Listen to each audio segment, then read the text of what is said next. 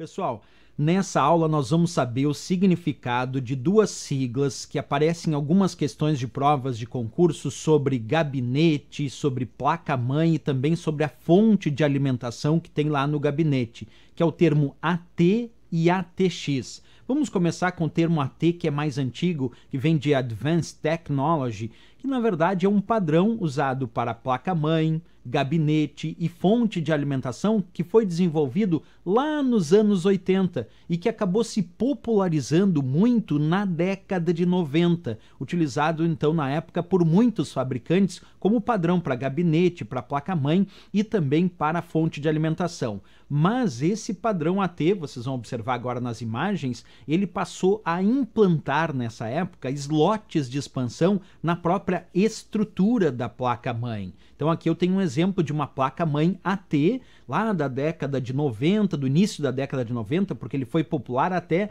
a metade da década de 90, da década de 80 até metade da década de 90. Mas a grande inovação dele foi a incorporar esses slots que permitem aplicar outras placas na placa-mãe. Aqui é uma placa-mãe do padrão AT, então antigo, lá do final da década... Final não, metade da década de 90. Aqui tem um gabinete AT também, bem antigo. E aqui uma fonte de alimentação também compatível com esse padrão AT.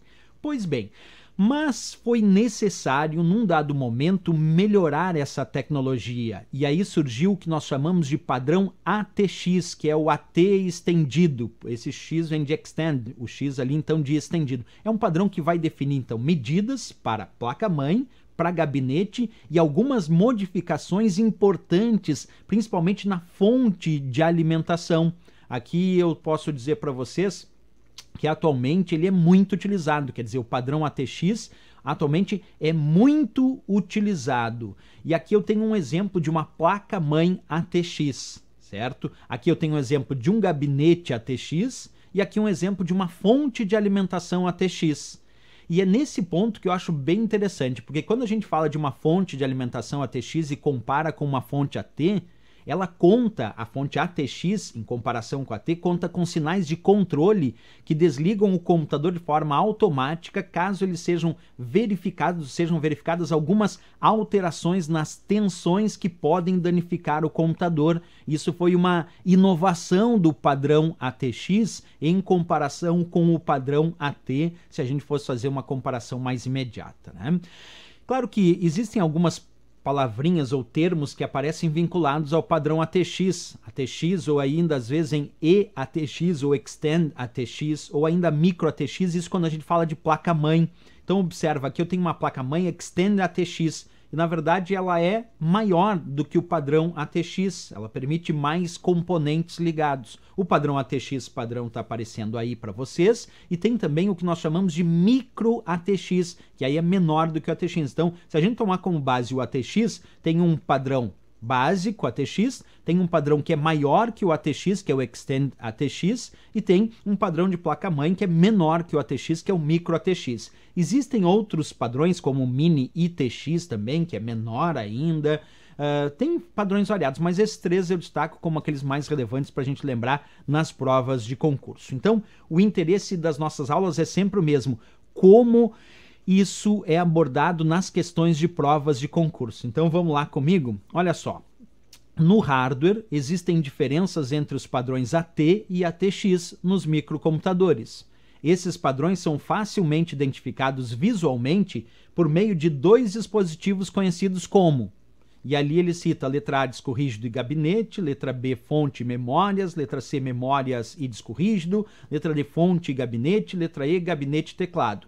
Então a gente diz, na verdade, que a AT e a ATX tem até três dispositivos que são bem emblemáticos, que é o gabinete, a fonte de alimentação do gabinete e a própria placa-mãe.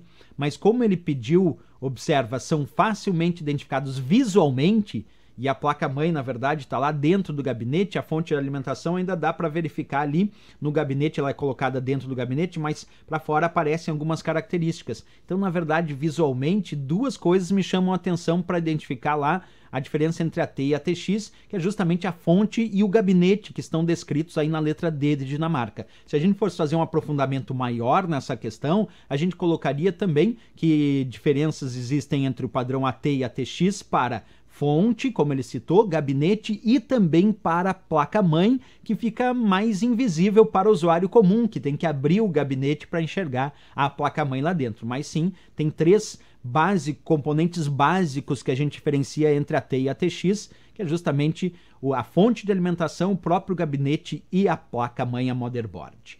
Mas tem mais questão aí, vamos lá. Essa questão diz: a instabilidade da fonte de alimentação é um dos principais motivos para desligamentos repentinos de computadores.